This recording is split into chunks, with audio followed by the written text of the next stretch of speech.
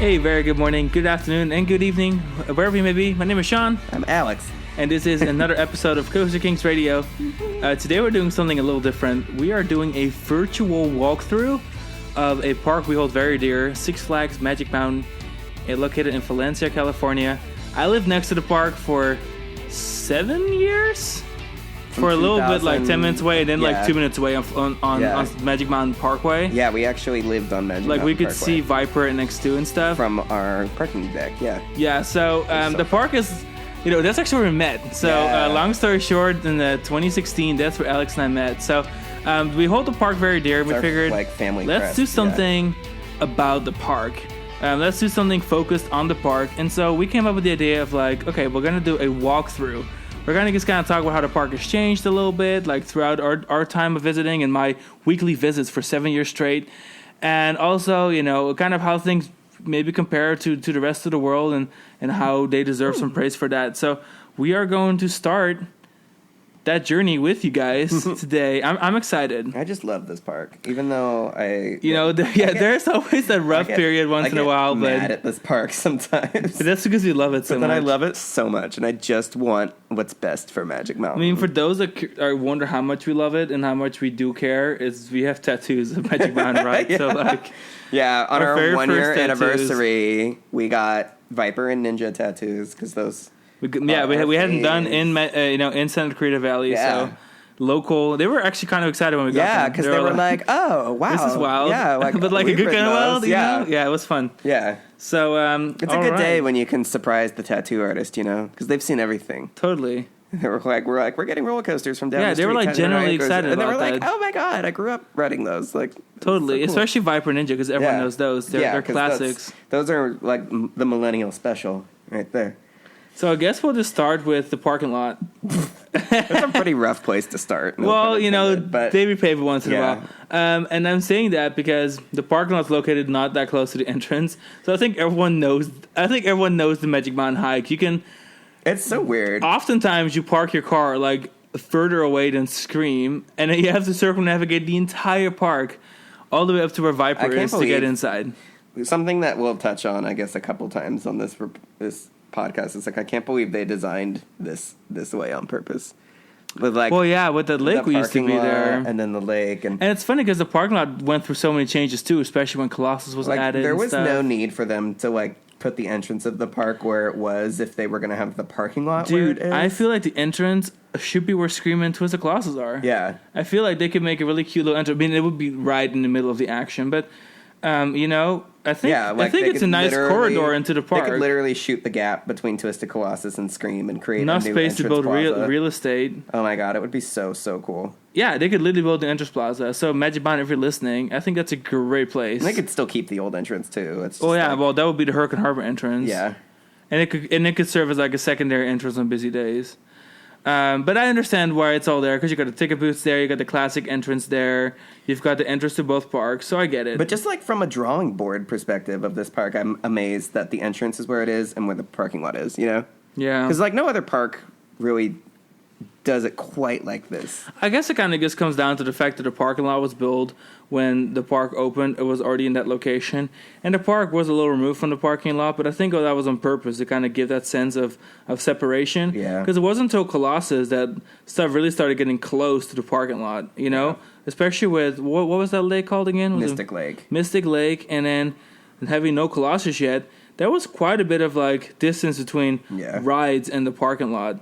And now, obviously, we've got Scream, Twisted Colossus, and Goliath kind of, kissing the parking lot. But I think that's where that kind of comes from. But yeah, I just love that walk from the parking lot to Hurricane Harbor, through Hurricane Harbor to get to the entrance. I think the best part is when the water park is open, the slides are running, and you get drips. And the water gets the water rains down. Especially with some wind gusts, just blows all over that sidewalk. I love watching people go down bonsai pipelines. And to be fair, they were the first Six Flags park, if I'm not mistaken, to use buses for the parking lot. Mm-hmm. So I think it was back in the shuttle 2013 or 12. Because they probably had parking lot trams from day one. They went to buses. I think 2012 or 2013. I can't remember exactly when.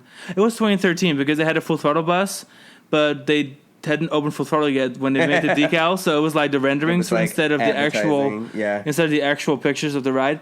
Yeah, so in 2013 they switched to buses. Now that's a nice setup. You have like an air conditioned bus from the parking lot to the entrance, very stylish, and Discovery Kingdom does it too. So like the California Citrus Park, they do have a nice parking lot. Discovery Kingdom's parking lot is super far from the park too.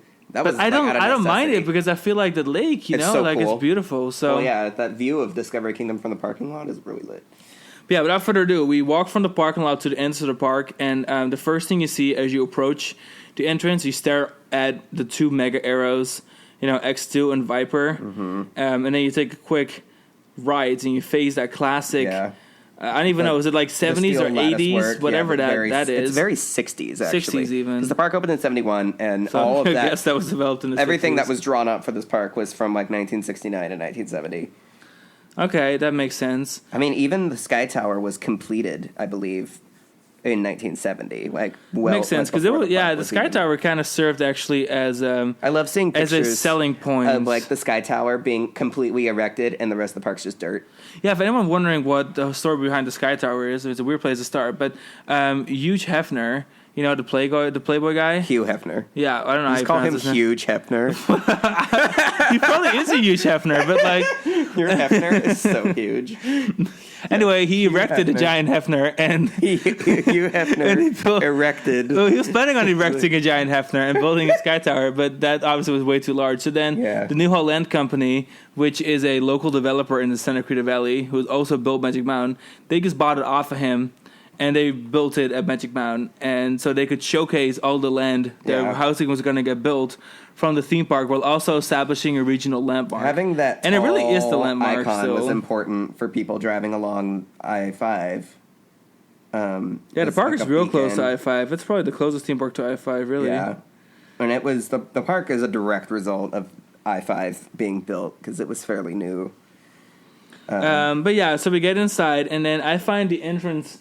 So you get to the little entrance plaza where Will Call is.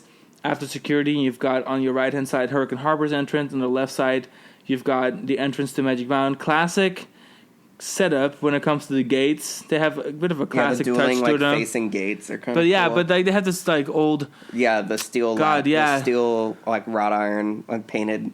Exactly.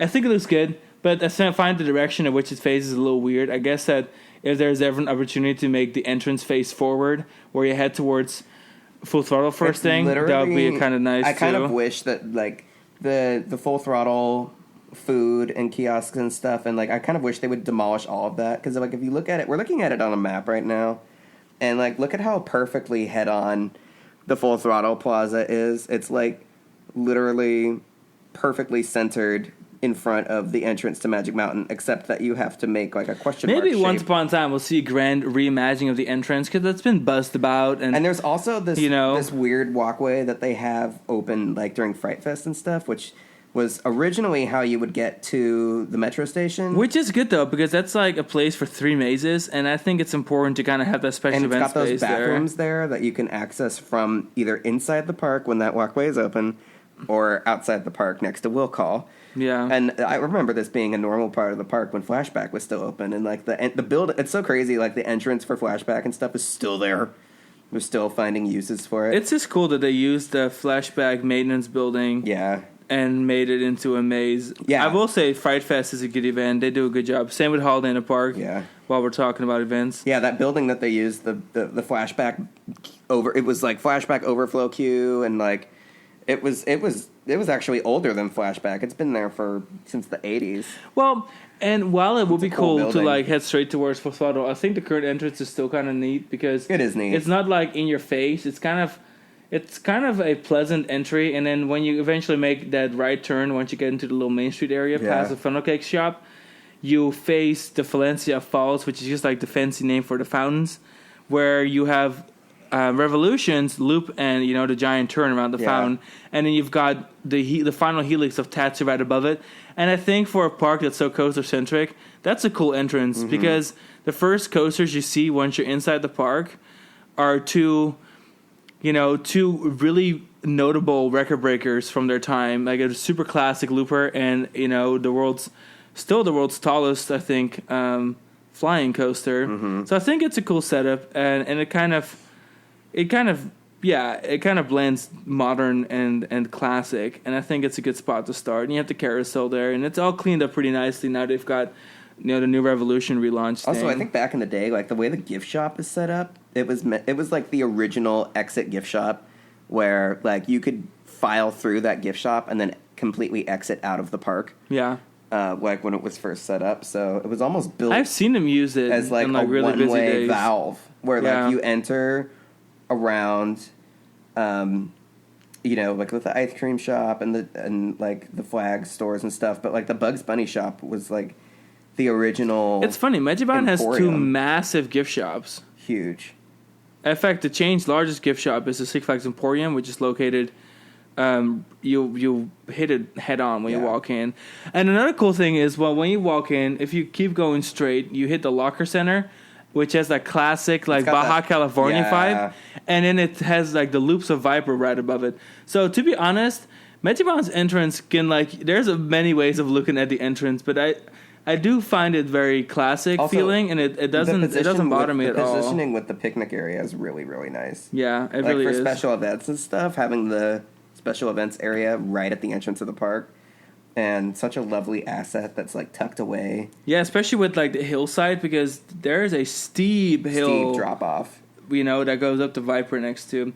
Which direction should we go, babe? Should we go left or right? Should we go counterclockwise?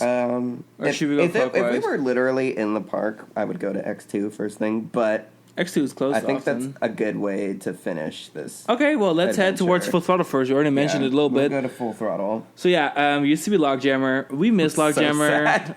That was my first Magic Band love. I'll be honest. When I was a little kid and we went on vacation to the U.S. and we rode Logjammer, that was like one of my favorite things we did. That and I guess Superman stuck with me a lot. Granted, like Logjammer was a really problematic ride. It was so cool, but it was really not very well engineered. Like they did a much better job with Jetstream, honestly, and I think that's why Jetstream is still here.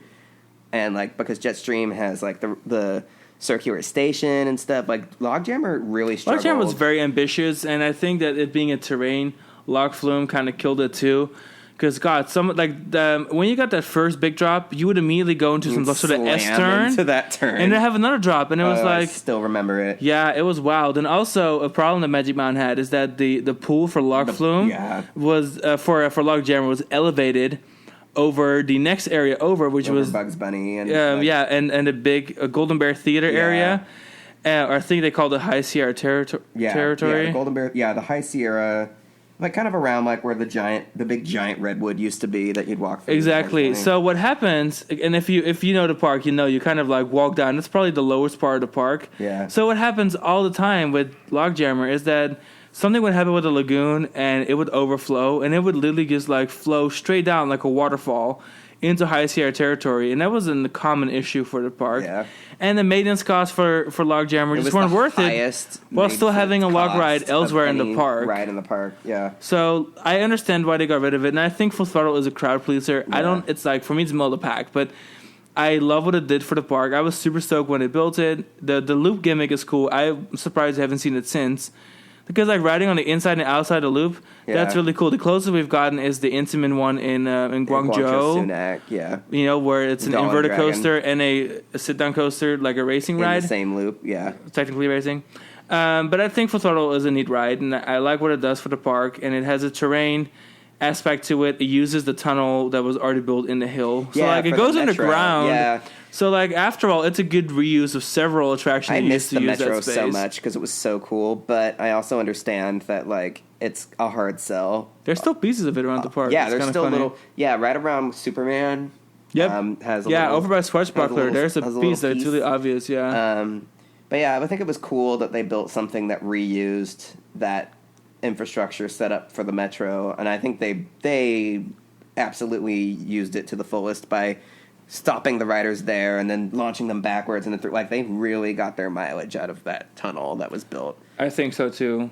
No, I really do. And again, it's not very long, but sometimes length isn't everything. It does quite a bit for the shortness of it, and it has good hang time. It has some good airtime moments. It still has better capacity forwards, backwards, than the freaking Logjammer did. And also, it still is longer than Accelerator, and Accelerator is a highly regarded SoCal classic. So I think I think Full Throttle is fine what it does. Yeah. I mean, again, it's middle of the pack in the park like Magic Mountain, but I think on a global scale, it's a good ride. I guess we'll head down. We'll pass Bugs Bunny World real quick.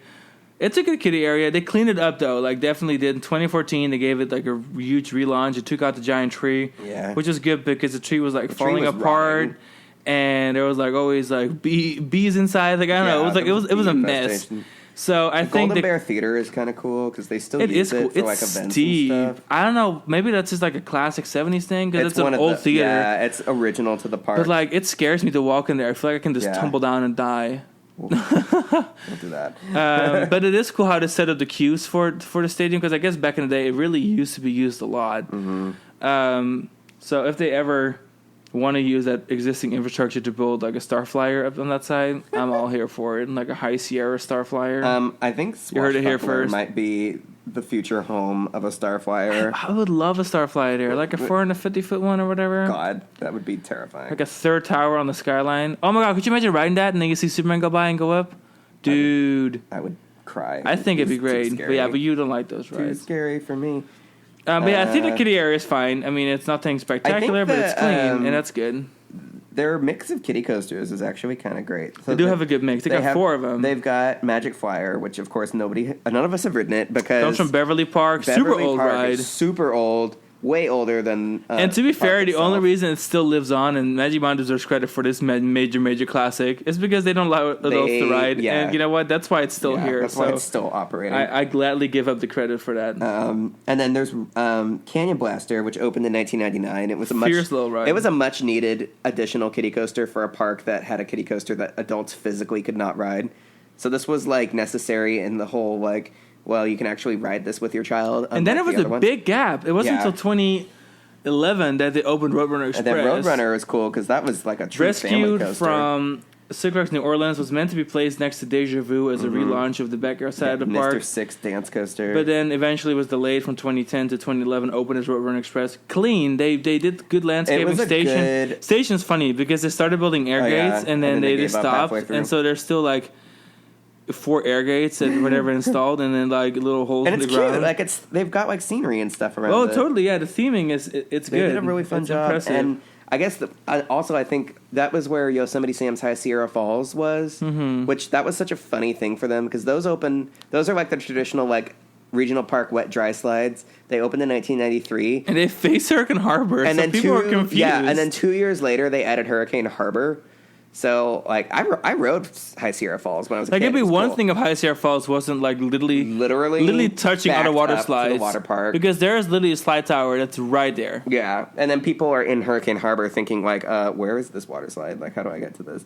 But, yeah, I think Roadrunner was a really smart choice for repurposing that land. Because there was no need for that ride. And then they got another kiddie coaster added in 2014, so only 3 years later. Speedy Gonzales was smart because all the kiddie coasters are like tucked away in the kiddie area, and Speedy Gonzales is like the hood ornament for the whole area. The nice thing is it's that Bugs Bunny World there really is kind of its own place. Like the midway doesn't cross through it; it crosses past it. So like you have several entrances to get in, but like it's really kind of a secluded space. You can hang out with your kids, and it's good for these bathrooms. Magic Mountain behind Full Throttle Sports Bar. Those are original to the park. Those are good restrooms too. Like set up as like an artery for the metro station that was there. That used to be where the Metro's and the maintenance bay were. Was right next to the. It's also right where like the maintenance building is for Flashback. Yeah, so there's some interesting history in this little corner, this little Bugs Bunny corner. And across from Bugs Bunny Land is Pistachio Park, which I can't believe. I love Pistachio Park, but like recently, no, because they haven't now it's not even open. Like they won't even let people go in there, and it clearly it's evident that there was, a ride there. I missed. My first visit there was a Sierra Twist. Yeah, Sierra Twist. It was called Swiss Twist when it opened. It was cute. But yeah, I was there when they saw a circus wheel too. Yeah. Anyway, so moving on, just a little bit past that. Now we're in Pirate Cove. Fort St. John. Yeah, Fort LeJohn. The bathrooms. Is the restroom. These are some of like Magic Mountain's remaining like little summer camp bathrooms, or what I call them, because like the sinks are outside. Yeah, I mean, the nice thing about California is that like it doesn't really matter. Yeah, it's like almost never. Raining. Oh, and our little train ride, the Whistle Stop Park train ride, which is now gone. Being retired. Yeah. So Whistle Stop Park train ride and the Swashbuckler, which is the park's Chance Yo-Yo, are both gone. Buccaneer is staying, right? Yeah, I believe so. Yeah, as far as I know now, that's an original pirate ship that opened in 1980. Yeah, with those wide benches. Yeah, it's like a really thick one. It was the year that the swinging ship was invented. It's funny though, because these two rides, they've been completely grown into like the nature around it, so they have some of the nicest scenery in the entire park. It was a really they share smart a cool like station area. building, which is like a fallen over ship. It's really clever. Yeah, they share a queue house because that used to be the single queue for the Galaxy ride, and the Galaxy ride was an Intamin double wheel type thing. It was a prototype, one of a kind.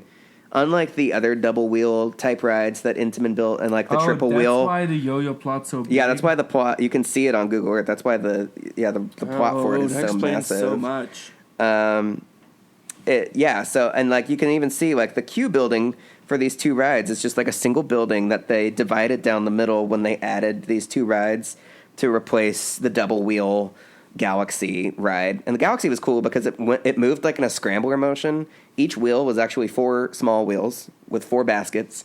And so it was almost like a flying, like a vertical scrambler Ferris wheel thing. It was really neat, but short-lived. It closed in 1979, and then Buccaneer and Swashbuckler came in 1980, and then that area hasn't changed since. Like, it's funny because even though they added Goliath in 2000, Goliath really fits in pretty well because it went with this like ancient ruined lost island kind of vibe, which obviously matches with the pirate thing. And so the whole queue, I mean, we were talking about it earlier before starting this episode, and we were like, wow, this queue is like Magic Mountain's nicest queue. Mickey used a little touching up, but the queue is like just giant tropical forest they built of all these palm trees, and then you wind your way all the way from pretty much the drop all the way to the station, which is quite a walk. But you kind of go through this like well-framed jungle. like, and the station approach. itself is a beautiful looking giant sort of temple, and then the queue. The exit of the ride is kind of unique. It's a giant walkway that's elevated that brings you all the way back down to the pirate area. However, one side of it's enclosed, so you can't see the backstage side of the park, and then the other side is open, which faces the ride and the queue below it. So, like, you are staring at the trains coming into the brake run or running along the ride's tracks, and you're looking at the jungle below. It's a really, really nice setup. It's actually kind of impressive how well they kind of kept that up. So it's a nice area of the park. I'm a big fan. It's funny how like the Six Flags parks were all really into having like the original Six Flags parks all had to have a pirate area. Do you think that had to do with the fact that Disney had such success with the Pirates? Pirates of the Caribbean. Yeah, the cultural, like the American, like the Western cultural fascination with pirates is because, I think, squarely because of Pirates of the Caribbean. Because we all knew that, like, Stickers Over Texas and stuff, they had commercials, like, bigger than Disneyland, you know? Like, they were so, like, and, like fighting Disney Magic Mountain, Six Flags, Great Adventure, Six Flags over Georgia, like, they all had dedicated pirate areas because of the advent of the Intamin pirate ship. And Six Flags St. Louis did too, because they all had the Intamin swinging ships, and they all came with these little pirate areas. In fact, like Six Flags Great Adventure, even like their isn't Skull Mountain also piratey? Yeah, their Huss Roundup is called that's their Swashbuckler, or not Huss, Hurubritz, excuse me, Hurubritz Roundup, which Magic Mountain still has one too. We'll get to that in a minute. But like, let's talk Goliath real quick because I love Goliath. This is something we talk about quite frequently. When we lived there, Goliath was like not the hyper that you wanted, but the hyper that you got. Yeah. But then like you start going places and you start riding all these hypers, and then you start realizing that Goliath and Titan, they're super unique, super rare, and they are glass smooth. Cool. They run better than B&Ms at that age. I can't believe how well those things run. They have a really good mix of things, and they are incredibly powerful and intense. Those helices, I mean, it is just a different kind of ride, and I appreciate them so much more now. Like, I'm excited to go ride Goliath again. I can't wait to get back to Titan. And I would have not... Now, I didn't say that when I lived there, you know? When I lived right down the street from Goliath, I couldn't appreciate it. Like, California needed a hyper, and Goliath wasn't really what we needed. We needed some good airtime. And now, we live next to Mako, and I'm like, you know what?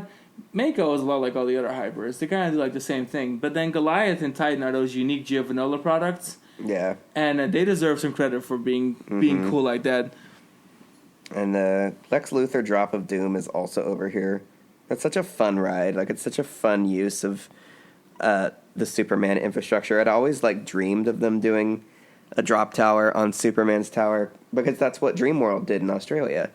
It's funny because when I learned about Big Drop, or is it, that's what they're called? It's called Giant Drop. Yeah. I was like, ironically, wow, we need to add this to Superman, and now then they did add it. And now they've closed the coaster side, the Tower of Terror coaster at Dreamworld is gone, and so now it's just the drop tower. You know what's cool about Lex Luthor? Seeing them constructed, because I literally saw them with helicopters moving pieces into place, and it was the coolest thing. I was so hyped.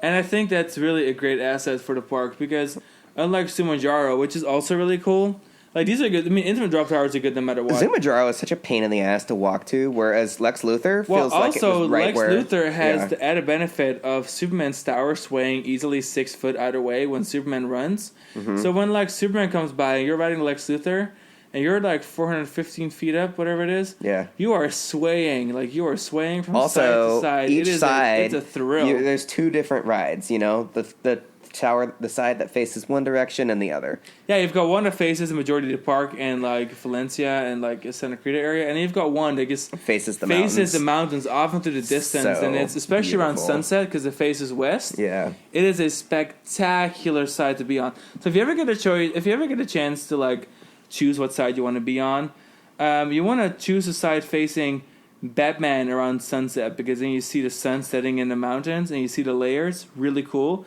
And if it's like really late at night or, you know, early in the day, you want to probably ride on the side that faces, I guess, the rest of the park, because then you kind of get to see the city. It's just amazing. Night, or you get to see, like, once they put this ride in, it was like, oh my gosh, this is so perfect. They could have done this ages ago. And it's cool to like look down at Goliath and Twisted Colossus doing their thing. It's cool. It really fits is. Right into that little area. Like, it's part of like the DC Comics plaza, like right at, like, it's just such a perfect. We had a reuse of whatever that building was. God, it was like an arcade. Like it was another one of those arcades. And a couple of games were kept at the outside, but they turned. I just can't believe they into this beautiful indoor queue. Yeah, it's also really nice. Like the whole queue is indoor. Like I really appreciate that. Mm-hmm. And then you kind of make your way outside to get to the ride vehicles.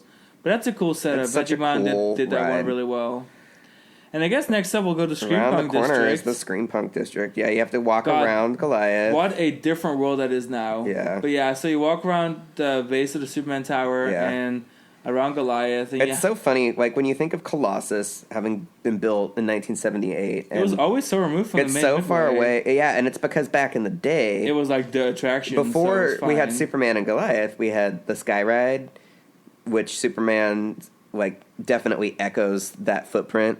Oh yeah, and like the base of the tower is exactly where that Eagles flight station was, and then Goliath, the Trolls train ride. They had this really cute, and they had like the Orient Express or whatever. What was it called again? That Mountain Express. Express. Yeah, the Schwarzkopf Wildcat. Mm-hmm. That was later. Yeah, that was replaced. That was there too.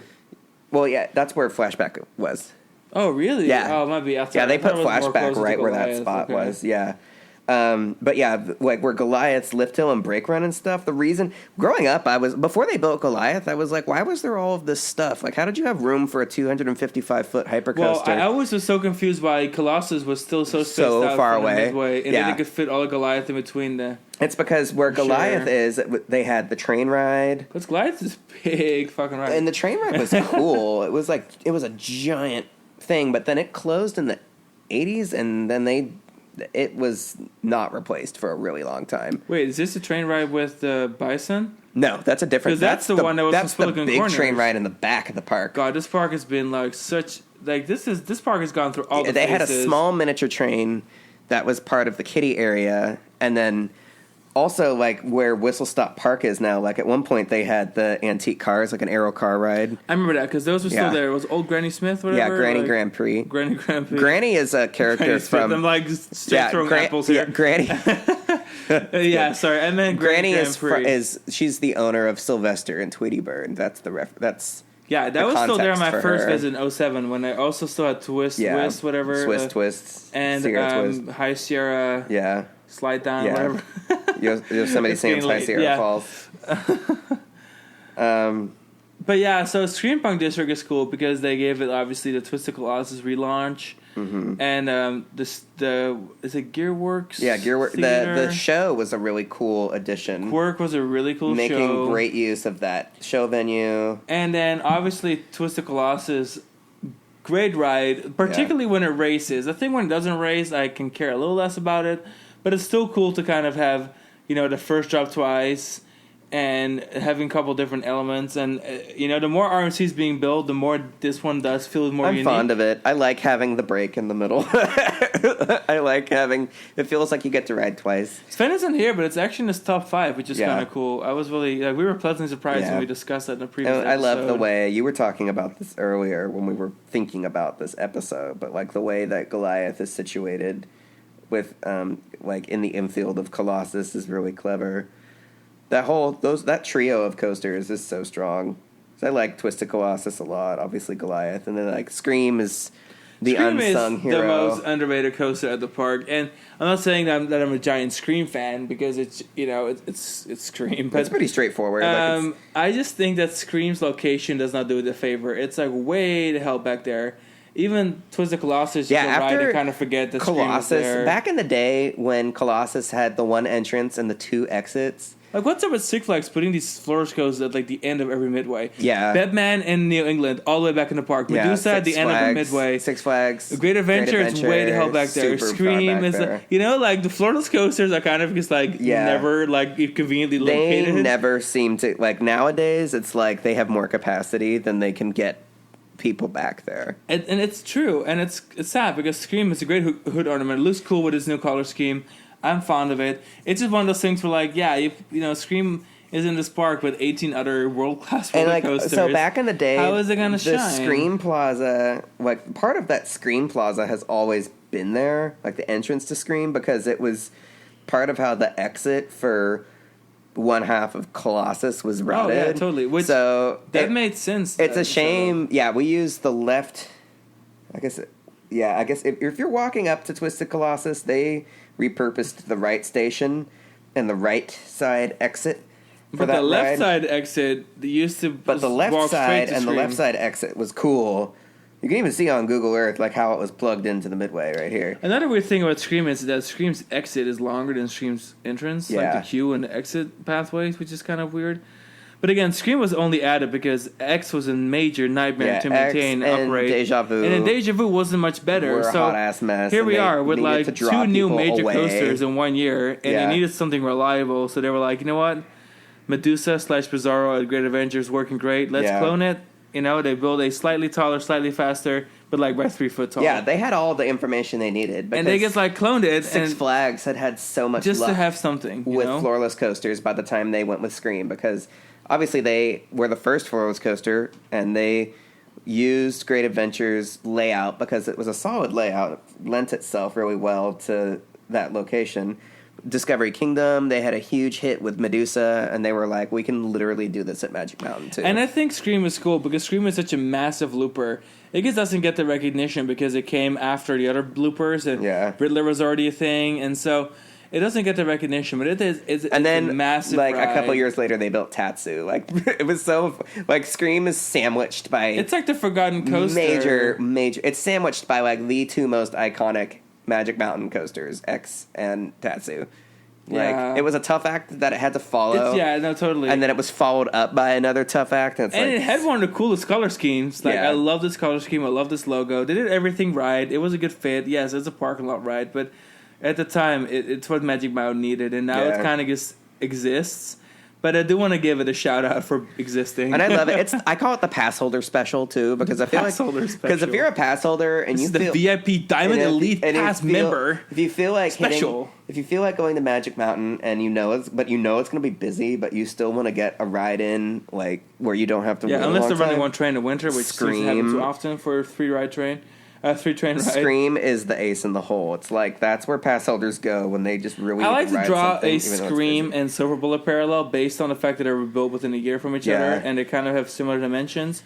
If Scream were to be at Knott's, it would be the most popular attraction sort of thing. Oh my god, yeah. Because it would fit that Silver Bullet bill. Mm-hmm. I guess Ghost Ride is still their most popular ride, but it would just be a lot more popular. Mm-hmm. It is just that it's on the end of a midway in the world's largest roller coaster collection, where it just doesn't get to shine the way it deserves to shine. Because that's exactly how Bizarro feels at Great Adventure. Totally. It was like a hike getting out there. I can't believe how far away it feels from everything else, and it's ironic that these are two identical rides at the two major Six Flags parks, and they're both playing the same role in their respective lineups as like almost forgotten, like underappreciated rides, whereas the other Six Flags parks with floorless coasters like Discovery Kingdom and Six Flags New England, the floorless coasters play much bigger roles in their respective lineups. It's funny but even they're located really far away from the rest of the park. Yeah.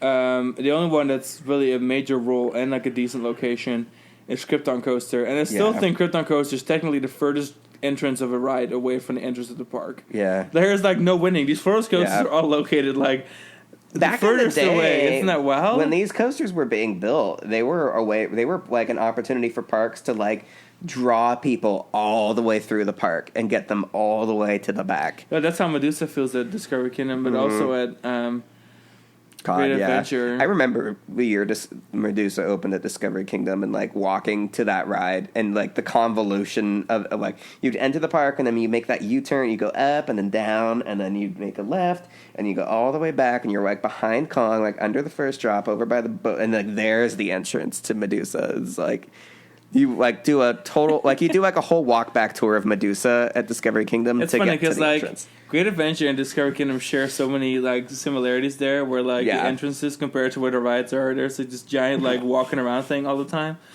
You know what I'm saying? Like okay, good luck getting. So like you're riding Superman and like you were seeing Medusa whiz by like a few feet away, but to get to Medusa, but it's actually it's like the entire walk. Park. Yeah. All right. Anyway, back to Magic Mountain. Okay, we're gonna go and ride Batman. Let's go ride Batman. Oh, okay. These rides are good. I love Batman. I love it in its gray version, which was unique, but I also like its blue rendition. It'd be fun if they still painted one of the better dressed up ones. If they painted it gray again, I would love that. But I'm also fine with the blue. They just need to repaint it either way. Yeah, I could paint's feeling bad. And I think they're waiting because now that Green Lantern is gone and they're building the new, they're getting ready to do the single rail coaster. That'll be there. That's the opportunity for Batman to get repainted. It's nice though because I remember when it was still Gotham City, and then they relaunched it as DC Universe for Green Lantern, and it was really clean. Like it's a clean looking area. Shout out to Wonder Woman, Lasso, and The Flash. These are two of Magic Mountain's oldest rides. They both opened in 1974. God, they've been through all the rethemes. Like Music Express was a thing. They used to have parties in the side of the park before Batman was a thing. Yeah, the contemporary area. It was like that was Z-Force was there too, right? Yeah. Back in the day. Yeah. Okay, so Z-Force, when Magic Mountain had the train in the back of the park, it was originally a one-circle train, and the station is roughly where the entrance to Batman is now. And then in 1977, they added the second station, Spillikin Corners. And then it became a transportation ride, which is really useful. And it was a nice, consolation prize for losing half of the Eagles Flight ride, because the short side of it that they removed, either because of ridership or because they eventually put Free Fall there. But I digress. The train ran for several more years, but then in 1987, I think, they retired the train and they reused the train station to put Z-Force in and the queue and stuff for the train. When everyone needed to have an inverting ship. I feel at one point there were more inverting ships than there were regular pirate ships. Yeah, and it was pirate ships. People forget Intamin and Six Flags together were taking on the world with these crazy concepts. Six Flags, along with Intamin, came up with the River Rapids ride, the pirate ship ride, the modern parachute drop ride, and then the looping ship ride were all Six Flags partnerships. And so Z-Force really was no used to exception. Be a big player. They were pioneering. They seriously, it was literally. Kind of sad almost. It was kind of went down to think that it was Six Flags Astroworld's local management that went to Intamin and said we have an idea for a ride where you're in a circular raft in a lagoon. Going over rapids, we think this will work, and Intamin was okay, we'll build it, and it became a global phenomenon, and now it's everyone has one of the most quintessential amusement park experiences in the world was literally the result of a pipe dream started by an individual Six Flags park in Intamin. But yeah, Batman. I think Batman is one of the cleaner ones. So we have all these Batmans out there. Mm-hmm. I would say this is one of the better ones. It has such a great presence. Good theming. I love the way it's set in behind the river. So like you've got the entrance plaza with Gotham City Park, and then you cross the river. It's almost unnoticeable too. It's so funny. You cross the river, several attractions about Japan, you wouldn't realize you're crossing like a concrete riverbed.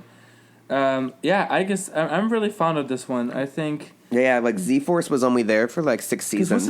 This is the third one, right? Yeah, 1994. And so back then, there was really a lot more attention paid still to making sure the theming was good. This was the first Gotham City too. Because and you can really sense that. Great Adventure had Movie Town, which was the precursor to Gotham City, and then Great America had nothing. They never just had on a Gotham Midway area.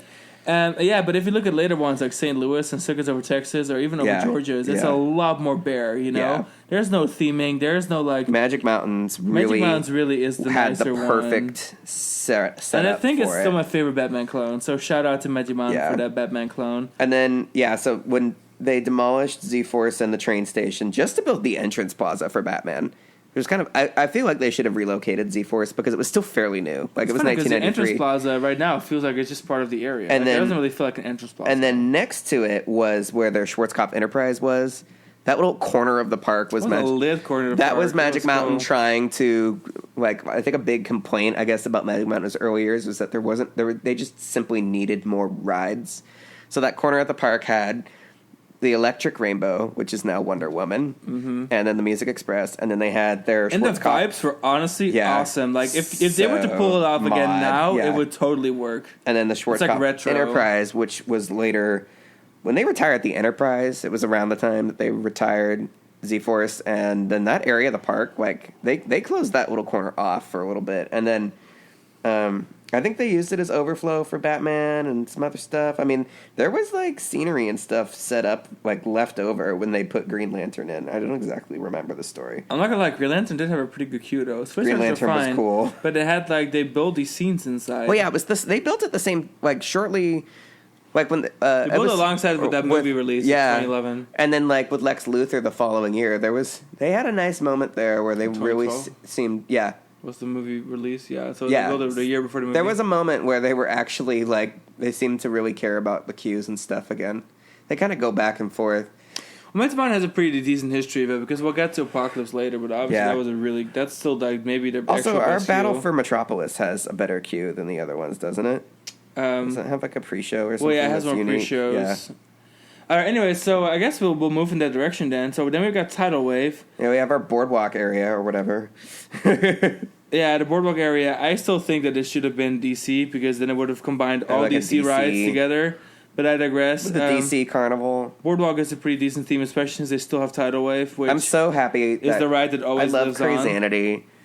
Crazanity was a great addition. Even though they could have used more landscaping around it, it was so nice to finally see them put the old metro station there to rest and repurpose it and put in a much-needed flat ride experience. And then the bumper car and scrambler updates, like the big tarp for the tent for the scrambler and the updated bumper cars, that was just so nice. Well, adding music to the bumper cars was really a nice touch. So I kind of and then rerouting the entrance to Tidal Wave to make that part of the boardwalk and kind of tying it together, that was. And it was smart because they still made the exit of Tidal Wave into DC. Well, yeah, it's called Metropolis. Right? Metropolis now. Oh yeah, that's right. Yeah, it was DC Comics Plaza when I was a kid. Well, yeah, it was actually Movie District. Oh yeah, it was.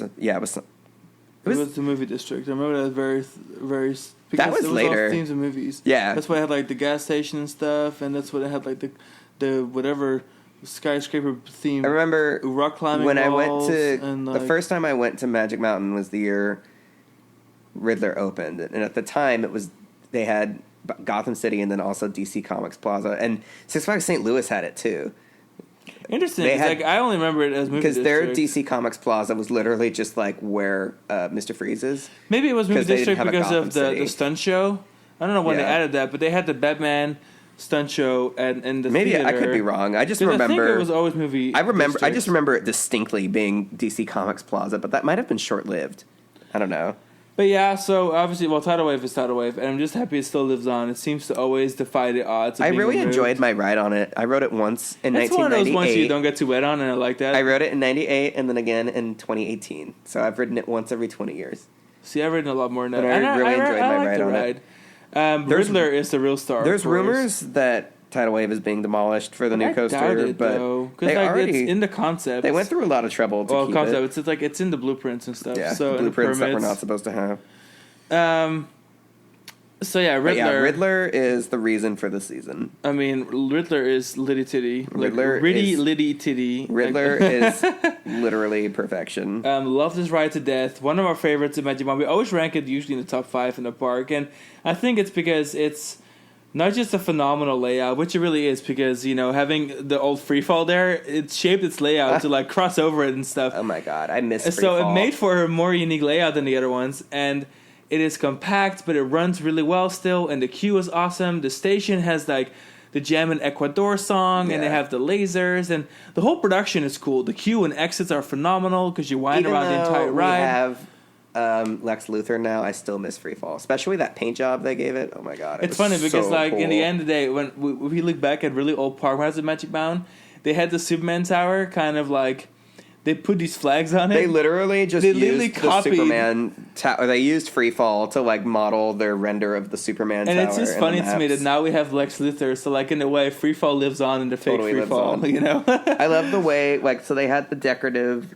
Building the facades, totally. Facades that were in front of the exit for Riddler, which was also the exit for Freefall, and it was like this fun like trompe l'oeil. Like it made you think that like Freefall was part of this building that started at the ground and then continued like way up into and the they sky. Really took. This is the first time ever where Six Flags Magic Mountain used the coaster's maintenance bays and transfer track and station to build a skyline. So when you walk up to like Riddler and like you see the final corkscrew go over the queue and it goes behind the facades, there's like a whole ride infrastructure that's hidden by like this fake city and and that kind of blended within the facades in the front. Riddler was just a really, really, really clever way of like working the movie magic. Like, I mean, the station is literally. Time Warner times. You know, the station was literally a nightclub. Like that was the point, and it's just so cool. Yeah, it was like experimental lab. So Riddler has a lot more theming than I think people ever really think about. And so I really appreciate Riddler's Revenge. And it's just a good ride. Such a mood. Like it is a good ride. Mood. It is just glorious. And the location of park is nice. Like it's kind of and central it's loud. in the back. Oh, it's loud. You can hear it. It's so amazing. It's like that in Superman. You can hear from the other side of Valencia. Forever. Like wild. But yeah, Riddler. Yeah, Riddler is it. I love that ride. Amazing. Next door we have Battle for Gold Metropolis. Rush. Oh yeah, Battle for Metropolis. Solid. It's fun because Battle for Metropolis and having Crazy Sanity, having Lex Luthor. There's like a lot of recent rides that Magic Mountain really needed to kind of diversify themselves, and they kind of really knew what they needed. And it's so they nice. did a good job with that. It's such a better use of that space than the Gotham City stunt show.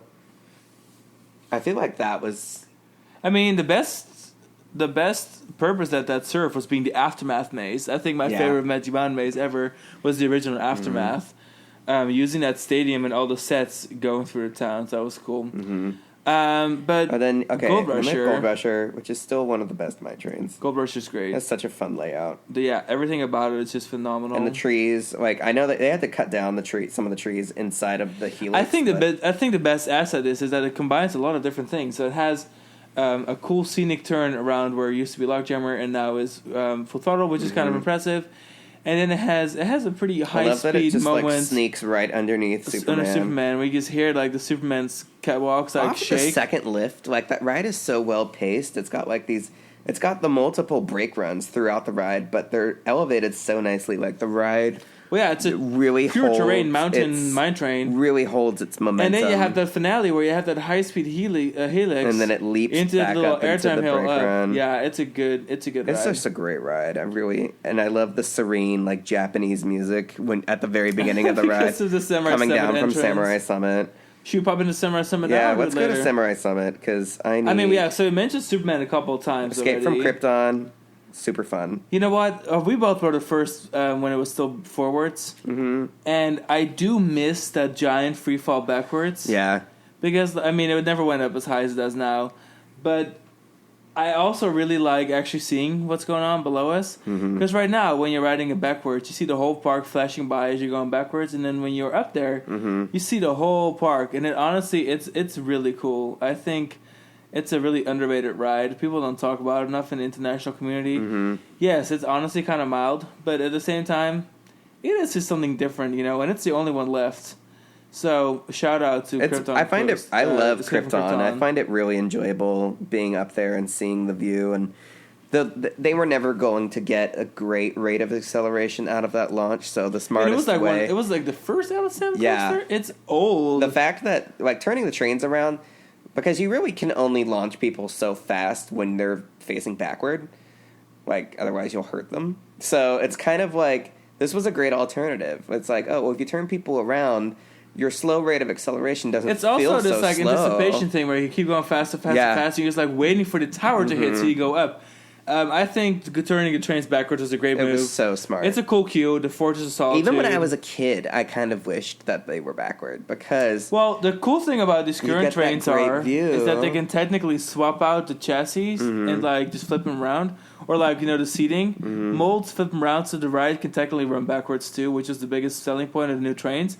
They have yet to do it, but I think we'll get to a point... It would be so fun for them to run one side forward and one side backward. Yeah, I think I guess... They have that maintenance period. They don't run them together very often, but it would be cool for sure.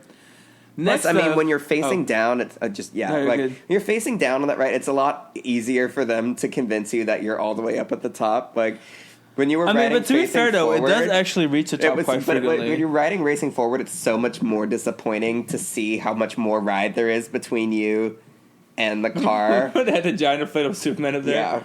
Yeah, oh yeah, that was wild. But still a good ride. Next up is Ninja, of course. My fave. So first of all, I want to say Samurai Summit is the last area that really needs some love because it's like honestly falling apart. The restrooms are gross. There's a lot of abandoned buildings. Laughing Dragon Pizza and the Sky Ride Station. So for those of you who don't know, Magic Mountain used to have two Sky Rides from Intamin, and both of them met at the top of Samurai Summit. One of the stations was over like roughly where the base of Superman's tower is. That was the big side that lasted from the time the park opened until the Northridge earthquake in 1994, which totally killed the ride. And then there was a shorter second sky ride that went from Samurai Summit down to like just Pelican Corners there. Yeah, well, no, over to like where Riddler is. Oh, got you. Like it was, that's right. They put the free fall there eventually, but the ride actually closed a few years before free fall. The station actually sat there empty for a while, like a really long while. Like the actual station, this be Magic Mountain thing. Yeah, the station for the Sky Ride actually sat empty until they built Riddler. So they demolished it to build like some of the Riddler queue, like entrance and exit arteries. Because the last remaining station up there is actually currently used as a haunt. Yeah, and then the old pagoda walkthrough is now also a haunt. The Magic Pagoda. So they did a good job, though. I like Magic Mountain's reuse of buildings for haunts because they... again, Fright Fest at Magic Mountain, it's a successful event. Yeah, it's funny how like it's good to have that raised patio, which used to be public, now it's just for breaks, like staff. I feel like stuff. it's kind of... People don't necessarily realize that underneath that was a walk-through haunted house attraction called the Magic Pagoda, which was there from the 80s... Ran for about 10 years, and it was kind of just a weird... Like, I think it was kind of neat, but also maybe not a good fit for the park. Either way, they ended up retiring it, and now, like, using it as a haunt space is perfect. I just wish they would reopen... During Fright Fest, I feel like Samurai Summit gets the most... Samurai Summit is the place to be during Fright Fest. They've got a scare zone, and they've got two mazes up there. It's good. But the real star... It's all about Ninja. It's all about Ninja. I hope they get the Sky Tower open again eventually, but... I liked it when it was a museum for a little bit. That was really fun. But Ninja is amazing. Everything about it, Ninja is perfect. I would never change it. Alex has a Ninja tattoo. I just love the way that it's situated, and I love this instance of, like, Aerodynamics built Jetstream for the park in 1972 because they grossly underestimated like the success and popularity of Logjammer. Isn't it scary that Jetstream was almost 50 years old? Yeah. Like next year, Jetstream. They started building Jetstream like while that's like way old. It was like while like they were still I think the first season, Magic Mountain opened late and closed early its first season because it was sort of a dry run. The first season thing to do. They tried their best, but they needed to go back to the drawing board with some things. And the first thing they did was build Jetstream. So if I'm not mistaken, they were already working on Jetstream, like while the park was still open for its first season, because they already knew it was a desperate need. And in the process, like that was the original Aero Hydro Flume. This was a totally new breed of obviously ride. Obviously, the hump is gone, but yeah, that was the original use of like the turntable station, the double lane drop, which at the time was used to increase capacity, so that they could dispatch these boats and like constantly end. But yeah, so Aero builds this great flume, and then they come in 15 years later to build a roller coaster and thread it around the flume like a piece of yarn, and it's ninja, and it's perfection. Like it made for a really unique suspended swinging coaster. Yeah. It doesn't necessarily focus on speed as much, but it's a good blend of things. Jetstream combo will just about be one of my favorite. And I think what's really cool is that when you're in Samurai Summit and you walk up to Ninja, all you really see is that tiny little lift hill on the bamboo, and then the big pagoda, and the rest of the ride is all like behind the facade, and so it makes for a really cool approach where you can't really see the ride until you're riding it.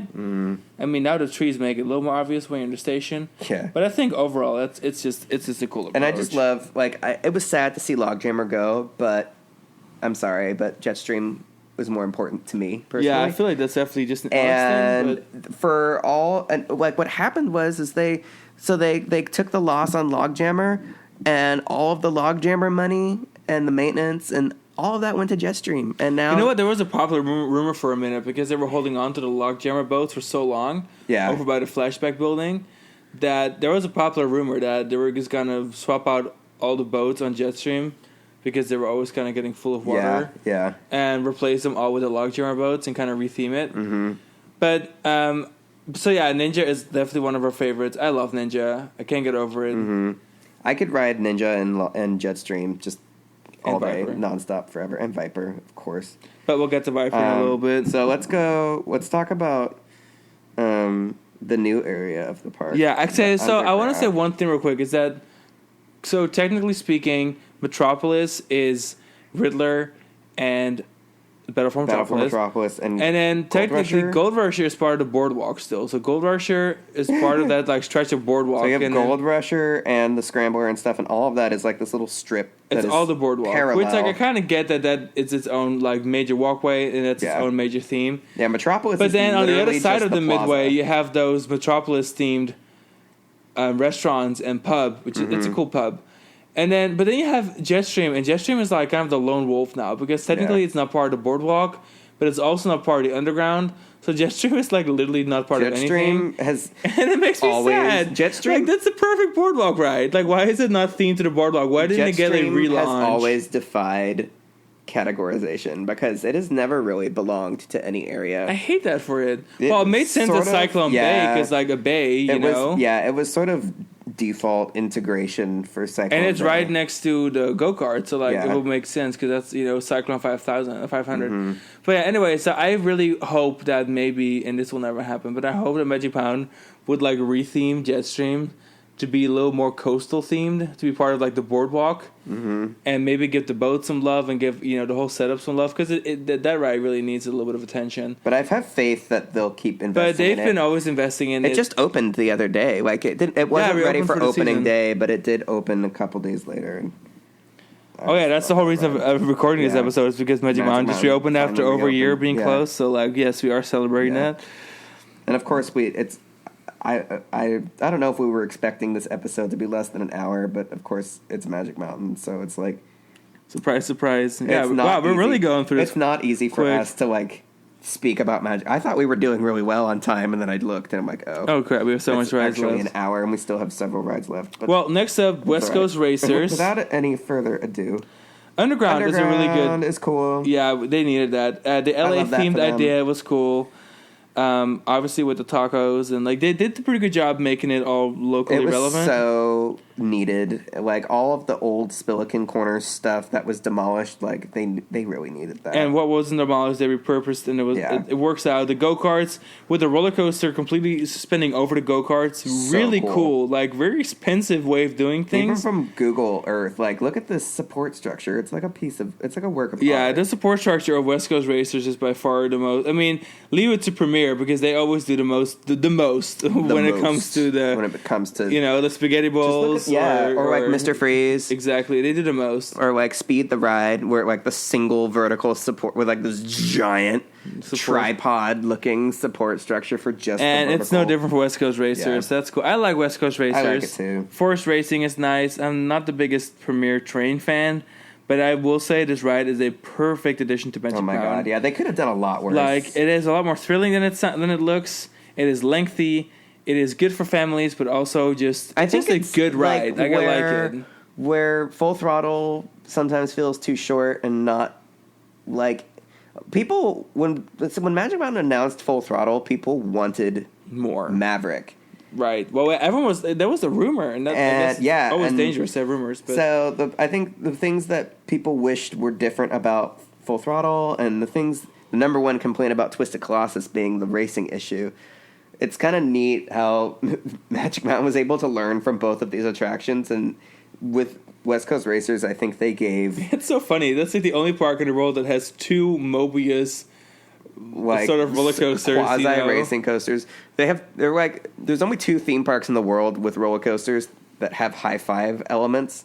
There's 3 coasters total. 2 of them are at Magic Mountain, and the other one is Wuhan Happy Valley. It's just it's really niche in the world, and yet it's so Magic Mountain. It's just so Magic Mountain. It is so Magic. It is so on brand. And I think that's what's so funny about it. It's like, wow, they kind of did it again, but they did it right, because they realized that with Twisted Colossus having that racing issue where like they just can't race it because they can't dispatch it on time. So like having it for like stop on purpose on West Coast Racers in the middle of the ride to do the little pit stop show, and then like make sure they time up for a guaranteed race.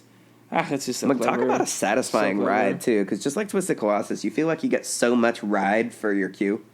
You feel like you wait and ride in line once and you get to ride twice. But yeah, I like West Coast Racers. It makes me happy to see that kind of like tailored experience happening for Magic Mountain. Now, where is the transfer track for that ride? I'm kind of confused by that. It's right here. We're looking at it in a map. It's like behind. So it's actually right next to the second launch. Mm-hmm. Okay, got you. All right, and then there's Apocalypse, which is fun. Openness, Terminator Salvation, the ride, big movie tie-in. Mm-hmm. Q was spectacular. I mean, it was really like one of the most spectacular wooden coaster launches, though. Like, I know it faded quickly, but when it opened, it had a movie tie-in. It had like pre-shows based on movies with like actors from the movies. All these props. I mean, the queue was really cool. It's an interesting several and pre-shows, ride, I think. And then it was the first and only Woody to ever have onboard audio. I mean, obviously it rattled itself apart, so they took the onboard audio off when they relaunched it as Apocalypse in 2011. So it only lasted as Terminator Salvation for 2 years. Yeah. But it's good. I think it's a good ride. It was a valiant effort. It doesn't always track very well, and the California desert dry heat is so brutal on wooden coasters that even when they retrack it and they install the sprinkler system to like rain down the ride on a daily basis, it still doesn't run very well.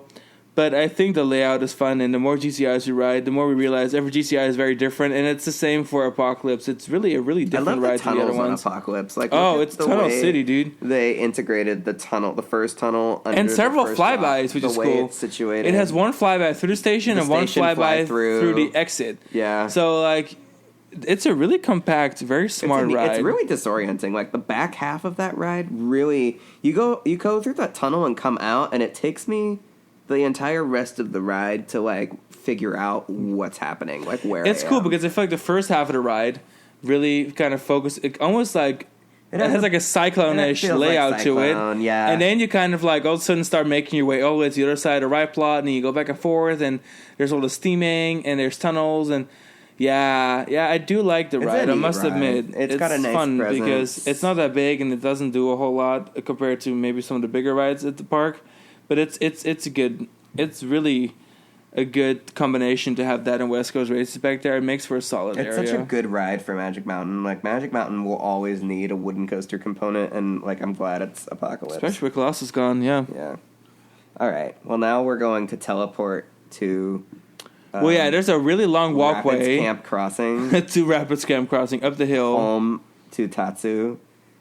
So here's the weird thing. So technically, according to Magic Mountain, Tatsu is in Samurai Summit, despite the entrance being in Rapids Crossing, and Sky Tower is in Rapids Crossing, despite the entrance being Sky Tower is in Rapids Crossing. So that's kind of weird, especially because Sky Tower even has like thematic pieces that are like Japanese gardens, but it doesn't matter. Yeah. Tatsu, well, the Rapids ride is fine. Like Rapids ride is cool. It's amazing how elevated the Rapids ride is. It's also really way out there. Like you will literally miss it if you don't go look for it. You can't see it. You have to climb several sets of stairs to get. Yeah, it's like the highest elevated entrance to any ride in the park. It's so funny. But it's a neat ride. Yeah, so that's kind of cool. But it's pretty basic. It's an older one. Yeah, it's like those first generation. It's really, it's based on the original Astroworld Rapids ride. Like a giant circle. So, but it's cool. I do like it. You have really weight on it. Yeah. Then obviously the highlight ride is Tatsu there. The Majesty. The Majesty. Yeah, just insane. It's almost too intense at some point, but like the Hyperflyer lives. It's like the views and everything. It was such a terrain integration is great. The fact that they could put 150 and then foot you do the fucking pretzel loop, and then at the end of ride, it's just it's just bonkers. Like it's a good ride. It's hard to believe. And like the amount of elevation you have on some of these elements on the ride, like this is the only flying coaster where you're truly flying high above the mountains. It is really cool. Like, it really is. It's remarkable that they fit it in because, like, I can't believe they kept the Happy Honda Express. Or, like, it was the Orient Express still at the time. And the fact that they... Helpful Honda. Sorry, Happy Honda was really cute. Oh, the Happy Honda. Oh, it's Helpful Honda for the commercial. Well, Happy Honda Days. Oh. It's their holiday event. But, yeah. little plug. Yeah. There's two kinds of people in the world. People who celebrate Happy Honda Days and people who celebrate Toyotathon. Okay. So anyway, Tatsu, who comes from Japan, like like Toyota. both of these cars. Yeah. Oh, yeah, and Honda. But yeah, it's just amazing. Like, I can't believe that they threaded the midway around Tatsu's station and stuff, like the stairs up to Samurai Summit. And you can, like, touch Tatsu from, like, those stairs. It's really a miracle that Tatsu was built and, like, they plunked the giant station right and the way down they fit the corkscrew to like circumnavigate the Sky Tower. Yeah, exactly. And then the way that the horseshoe sits on top of Samurai Summit.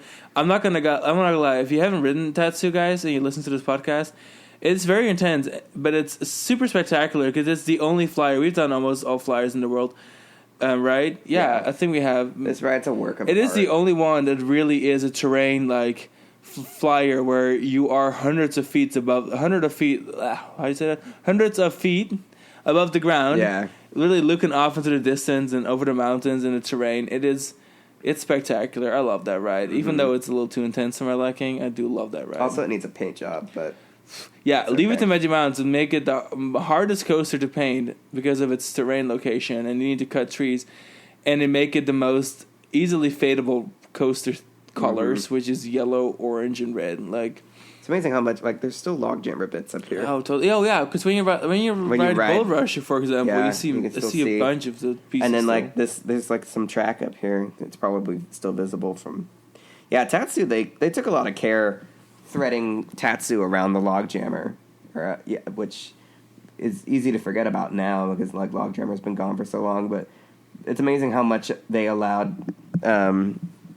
Tatsu's layout to be dictated by everything around it because it was the only way possible, for it to be built. And yet, you know what? Such an amazing ride. Mentioned that some of the best rides in the world are creative because they're forced to like work with a certain setting and scenario. Literally every and Tatsu has that. Literally every moment of Tatsu was dictated by other obstacles that they had to navigate around. Even the pretzel loop is situated directly between.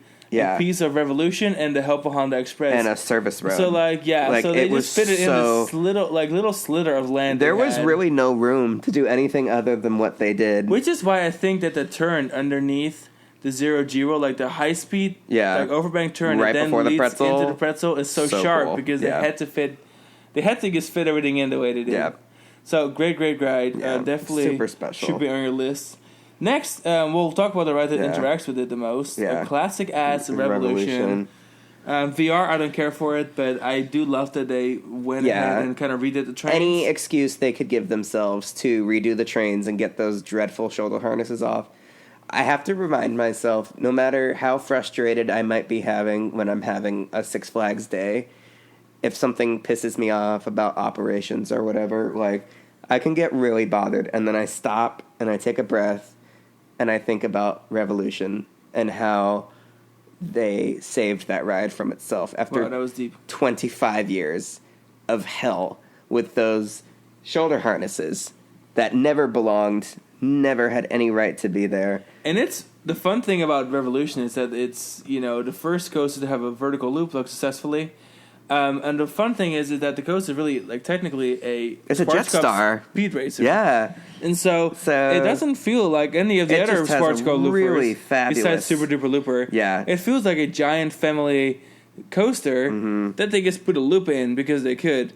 And, and it was exciting. And it's like this giant terrain roller coaster. I mean, Magic Mountain, again, terrain roller coasters for days. Ride. With tunnels. Every moment of that ride just feels like a beautiful... And the loop is just so good. I just love it's got these 3 massive drops.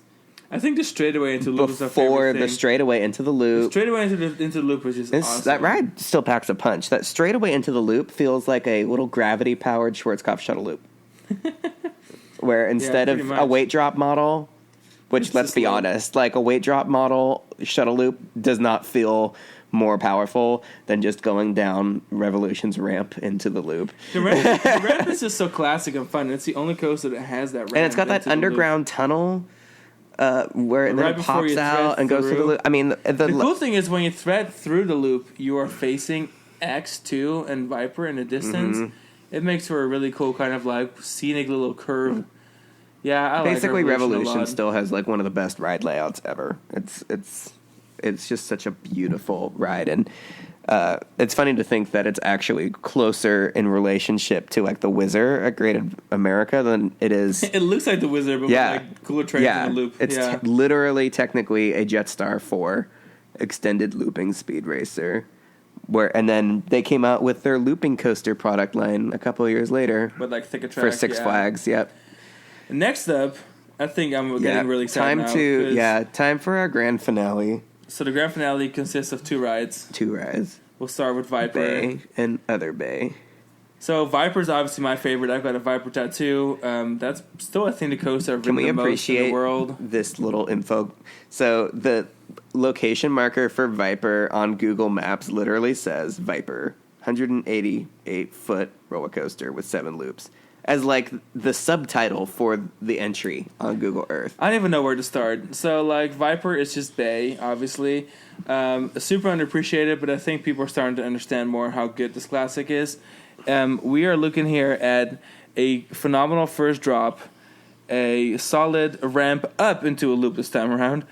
Super elevated loop. It's the last remaining Aero looper like that. Even Dragon's gone. Dragon at Ocean Park in Hong Kong just closed like 2 weeks ago. Sad. Yeah. That was definitely the closest family member to it. They have that dirt turn facing west, which during a sunset is spectacular.